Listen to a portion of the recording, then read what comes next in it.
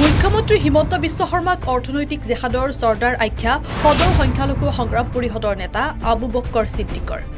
আমি সকলোৱে হিন্দু মুছলমান বিষয়ত লাগি থকা এৰিব লাগিব, অন্যথা অসম হ'ব দ্বিতীয় শ্ৰীলংকা। বৰ্তমান অসমৰ প্ৰত্যেকজন ব্যক্তিৰ মূৰত 40,000 টকা ঋণৰ বোজা এৰি দিছে চৰকাৰে। মুখ্যমন্ত্ৰী হিমন্ত বিশ্ব শৰ্মাই পুনৰ ঋণ লৈ অসমৰ অৰ্থনৈতিক অৱস্থা বেয়াফালে লৈ গৈছে।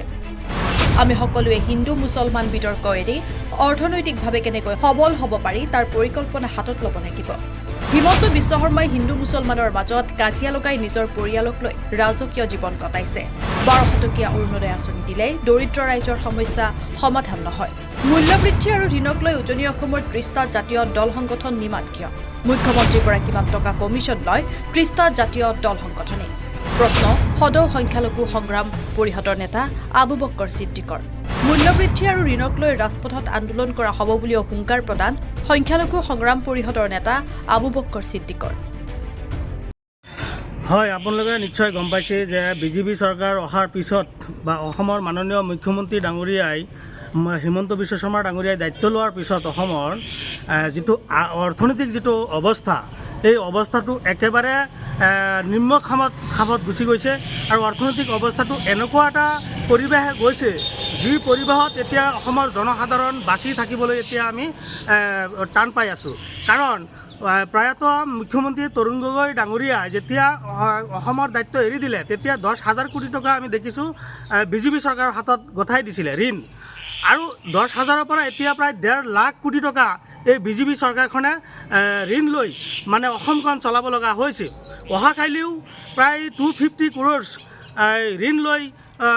ঋণ ল'বলৈ চৰকাৰে সিদ্ধান্ত গ্ৰহণ কৰিছে। গতিকে এনেকুৱা সিদ্ধান্তত আমি সংখ্যালঘু সংগ্ৰাম পৰিষদে তীব্ৰ ভাষাৰে আমি বিৰোধ কৰিছোঁ আৰু আমি গৰিহণাও জনাইছোঁ।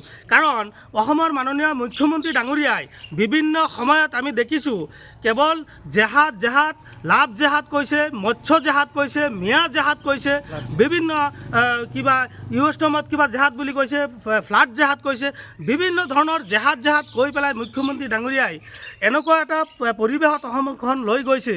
এতিয়া আমাৰ এটা অনুভৱ হৈছে যে মুখ্যমন্ত্ৰী ডাঙৰীয়াই এতিয়া বৰ্তমানে অসমত অৰ্থনৈতিক জেহাদ চলাইছে। কাৰণ অৰ্থনৈতিক জেহাদ এইটো কাৰণে চলাইছে, যি সময়ত অসমত মূল্যবৃদ্ধি একেবাৰে কম আছিলে, আৰু তেনে সময়ত আজি মুখ্যমন্ত্ৰী ডাঙৰীয়াই দায়িত্ব লোৱাৰ পিছত আজি মূল্যবৃদ্ধিয়ে এতিয়া আকাশলংঘী পাইছে। গতিকে এই যে জনসাধাৰণৰ ওপৰত যিটো মাধৱৰ, যিটো জনসাধাৰণৰ ওপৰত যিটো আৰ্থিকভাৱে যিটো জুলুম কৰিছে, ইয়াতকৈ আৰু দুৰ্ভাগ্য একো হ'ব নোৱাৰে। গতিকে অসমৰ অৰ্থনৈতিক অৱস্থা এতিয়া শ্ৰীলংকাৰ নিচিনা হৈছে, আৰু শ্ৰীলংকাত যি ধৰণৰ জনসাধাৰণে ওলাই পেলাই শ্ৰীলংকাৰ অৱস্থা বেয়া কৰিছিলে একমাত্ৰ অৰ্থনৈতিক অৱস্থাৰ কাৰণে, আজি এই শ্ৰীলংকাৰ নিচিনা অৰ্থনৈতিক অৱস্থাটো আমাৰ অসমত পাইছে।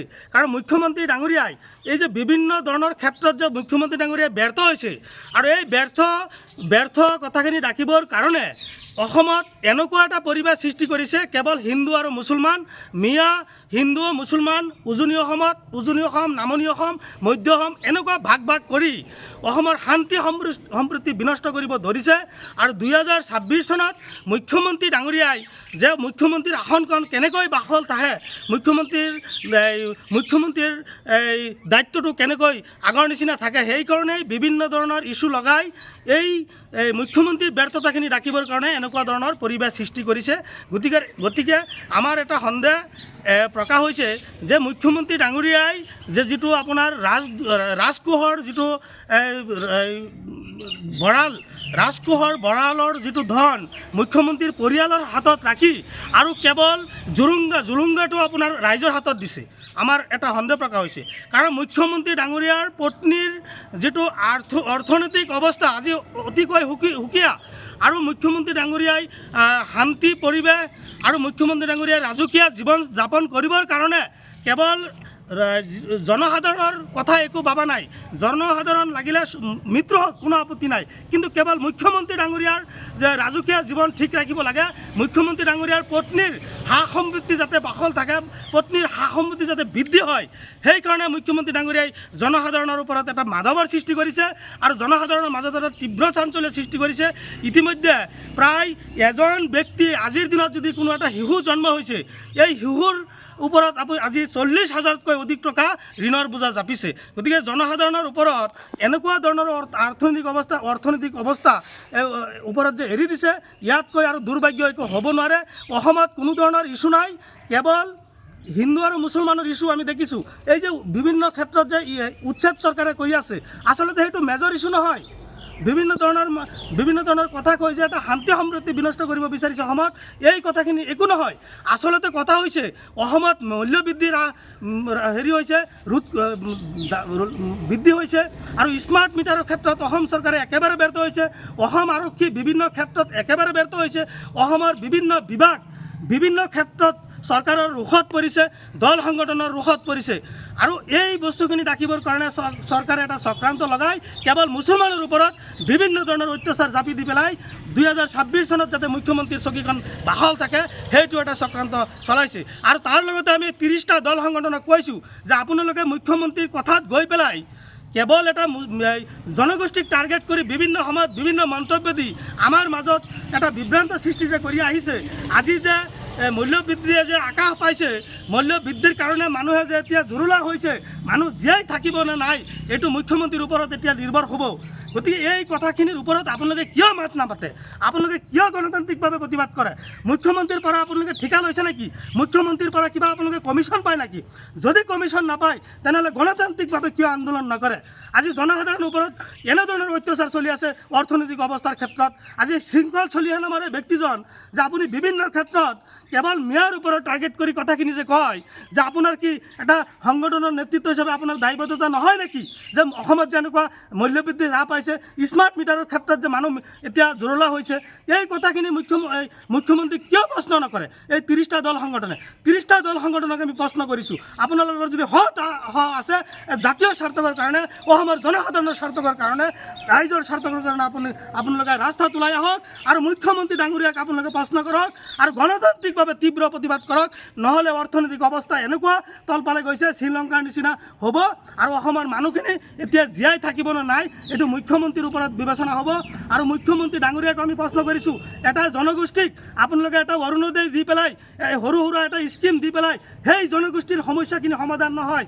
সেই জনগোষ্ঠীৰ সমস্যা তেতিয়াই সমাধান হ'ব যেতিয়া সেই জনগোষ্ঠীৰ NRCৰ কাম সম্পূৰ্ণ কৰিব, ডিবুটাৰৰ কাম সম্পূৰ্ণ কৰিব, আৰু গৰাখহনীয়াৰ সমস্যা সমাধান কৰিব, বানপানীৰ সমস্যা সমাধান কৰিব, আৰু আপোনাৰ সেই ভূমিহীন লোকসকলক ভূমি পাট্টা দিব।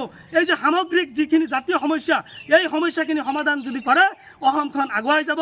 অন্যথা এই কথাখিনি যে আপুনি মুখ্যমন্ত্ৰী ডাঙৰীয়াই যে সম্পূৰ্ণভাৱে এই কামখিনি কৰাত ব্যৰ্থ হৈছে, আৰু ব্যৰ্থ হোৱাৰ কাৰণেই আজি মুখ্যমন্ত্ৰী ডাঙৰীয়াই আজি বিভিন্ন ধৰণৰ আবুল দাবুল কথা কৈ আজি অসমৰ শান্তি সম্প্ৰীতি বিনষ্ট কৰি আহিছে। গতিকে মুখ্যমন্ত্ৰী ডাঙৰীয়াই আপুনি ৰাজধৰ্ম পালন কৰক, আপুনি নিৰপেক্ষ হওক, আৰু আপুনি সকলো জনসাধাৰণৰ কাৰণে মুখ্যমন্ত্ৰী হয়, কেৱল বিশেষ এটা জনগোষ্ঠীৰ কাৰণে আপুনি মুখ্যমন্ত্ৰী নহয়। মনত ৰাখিব, এই অসমখন আগুৱাই লৈ যোৱাৰ ক্ষেত্ৰত বিভিন্ন ধৰণৰ ক্ষেত্ৰত বিশেষকৈ সংখ্যালঘু মুছলমান যথেষ্ট অৱদান আছে। আজি আমি সংগঠনৰ নেতৃত্ব দিয়াত বা সংগঠনৰ এজন কৰ্মী হিচাপে আজি যে অসমত ইমান ধৰণৰ মূল্যবৃদ্ধি হৈছে, এই কথাখিনি যেতিয়া আমি গণতান্ত্ৰিকভাৱে আমি আগবাঢ়ি লৈ যাম, তেতিয়া আমি দেখোঁ এই মুখ্যমন্ত্ৰী ডাঙৰীয়াৰ বেৰণীয়া পুলিচসকলে আমাক বিভিন্ন ধৰণৰ এই আইনী প্ৰক্ৰিয়া বা আইনীভাৱে ব্যৱস্থা গ্ৰহণ কৰিব। যেতিয়া আমি মুখ্যমন্ত্ৰী ডাঙৰীয়াৰ এই ব্যৰ্থতাখিনি আমি উদঙাই দিম, মুখ্যমন্ত্ৰী ডাঙৰীয়াৰ পত্নীৰ যিখিনি এই যে আপোনাৰ যিখিনি ৰাজকীয় জীৱন যাপন যেতিয়া আমি উদঙাই দিম, তেতিয়া ভূমি কেলেংকাৰীৰ কথা যেতিয়া আমি উদঙাই দিম, বিভিন্ন ক্ষেত্ৰত মুখ্যমন্ত্ৰী ডাঙৰীয়া যদি ব্যৰ্থতা আমি দল সংগঠন যদি আমি কথাখিনি আমি উত্থাপন কৰিম, তেতিয়া বিভিন্ন ধৰণৰ ইস্যু লগাই, সৰু সুৰা ইস্যু লগাই অসমৰ শান্তি সম্প্ৰীতি বিনষ্ট কৰিবলৈ চেষ্টা কৰে।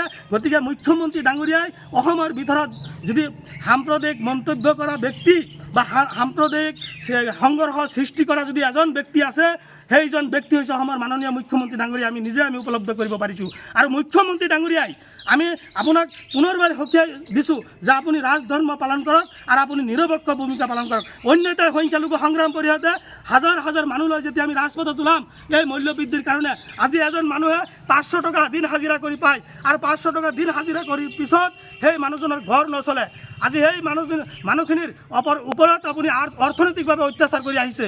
গতিকে এই যে আপোনাৰ অত্যাচাৰী কৰা এই চৰকাৰখন আৰু আপোনাৰ বৰ্তমান যিটো এই কি বুলি কয় অৰ্থনৈতিক যিটো আপুনি জেহাদ চলাইছে, এই অৰ্থনৈতিক জেহাদ আপুনি বন্ধ কৰিব লাগিব।